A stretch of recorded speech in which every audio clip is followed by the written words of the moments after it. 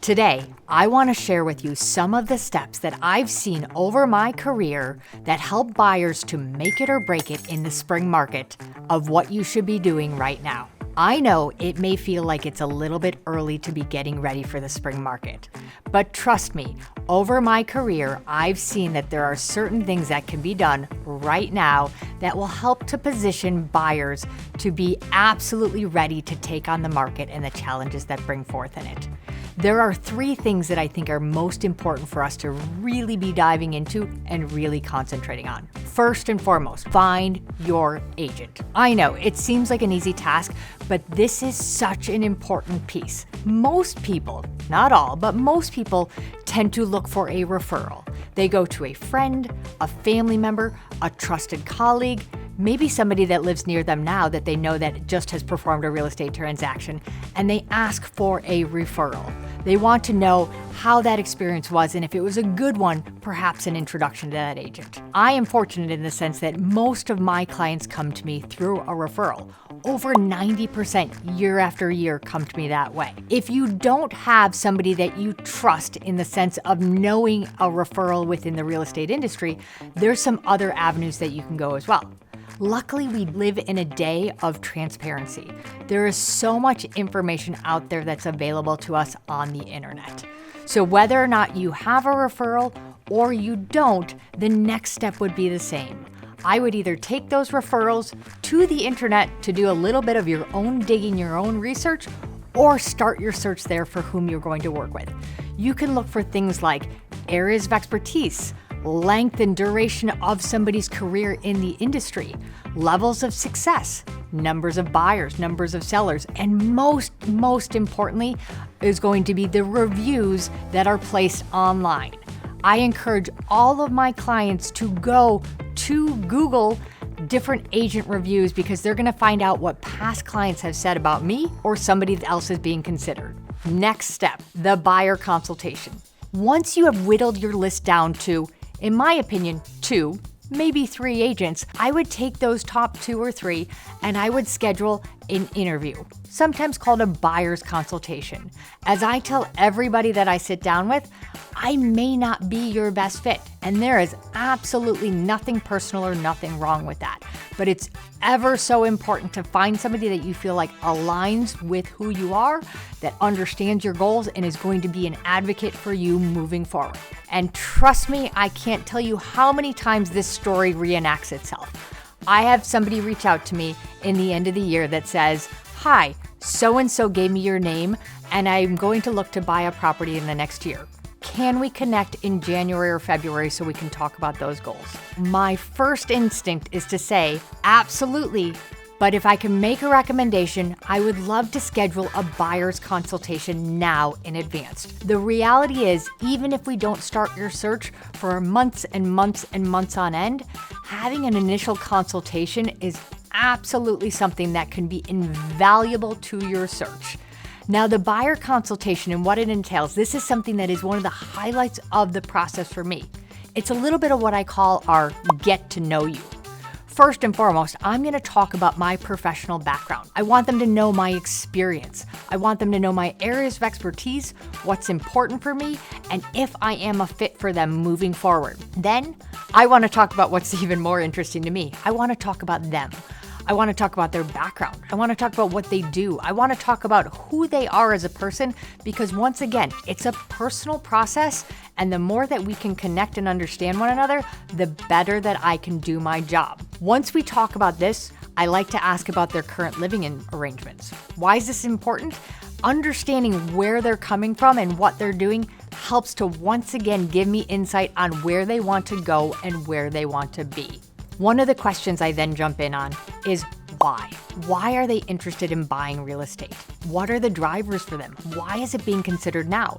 This is an incredibly important piece of knowledge to understand for how we navigate that. And from this question, I go into one of my favorite first exercises. I always say that real estate is an educational process.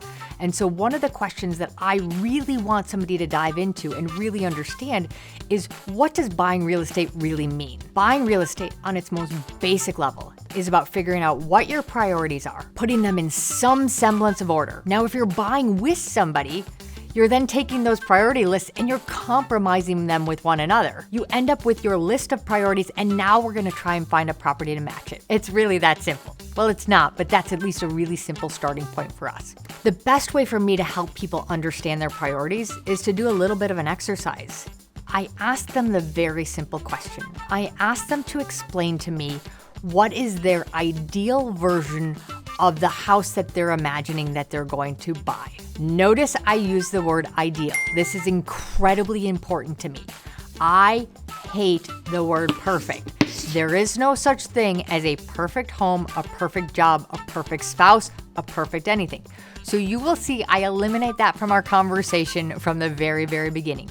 We talk about their ideal versions of their house. Now, some people are naturally very good and very detailed in this conversation, and some people really struggle. Trust me, I don't let you struggle in it. I'm going to ask the questions so that once again, you're naturally telling me about your priorities, and we're starting to scratch the surface on why you're doing this and what exactly you're looking for. Now, don't worry, I expect these priorities to do a whole lot of shuffling as we go throughout the process. So what we say in the beginning is oftentimes not where we end up in the end, but it's our starting point. After this is when we really dive in and we talk about the market. Now, I promise, I apologize every time before I talk about the market. It's a conversation that I am absolutely passionate about, but the reality is understanding the real estate market, especially in the way that an advisor has to, is not the most riveting of conversations. I promise I try and make it lighthearted, but you need to know that whomever you're working with understands what's happening in the real estate market, not only where we've been, where we're at, but most importantly, where they think we're going. Because as I look to somebody's timeline, I want to be able to give good, heartfelt advice on how we accomplish their goals with our expectations of the marketplace. That is crucial and incredibly important, and that is one of the biggest reasons why I say we start early, because somebody's natural timeline may not lend them to the most successful outcome if they don't understand the market timeline and how the two interact with one another. So timing of everything is really important. An early start, even if we pump the brakes and hit pause for a long time, can be crucial in our overall success.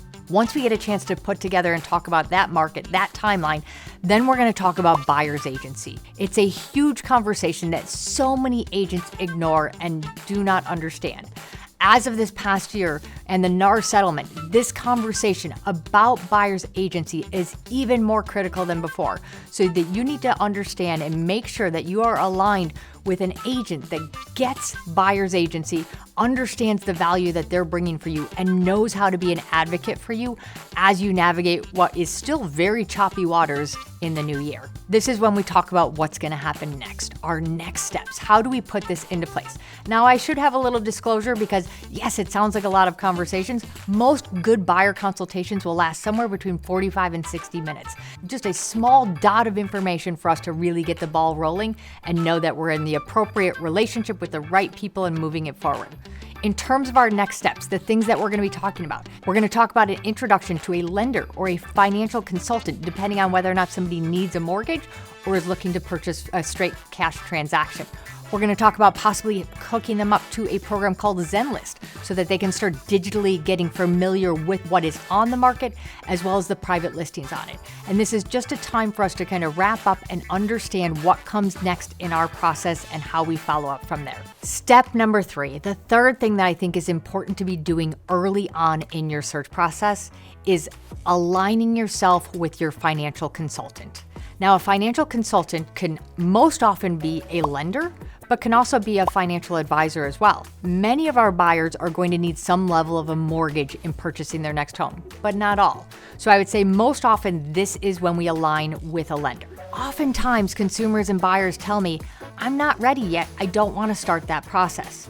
Once again, this is a part of the process that we can start on a very light version to make sure that we're getting ahead and we're doing everything possible to put yourself in the best position possible. The last thing I want to do is to do all this good legwork up front and then get to a point where a lender is saying, whoops, there's something that we can or need to improve on this. The lenders, and good ones at that, are able to help us months and months in advance. Make sure that our credit is as strong as it could be. Make sure that we're fully aware of all the programs available to us. And make sure that depending on the marketplace, we are well versed in the lending products out there and those that can benefit us. For example, as we look to spring market and knowing that it's going to be a competitive market, there are certain lenders that have the ability to be able to give you the strength of a fully approved and underwritten pre-approval. Now, what does that mean? That means in the past, you couldn't get a full approval without having a property. That's no longer the case. You can actually get a full-fledged approval without a property.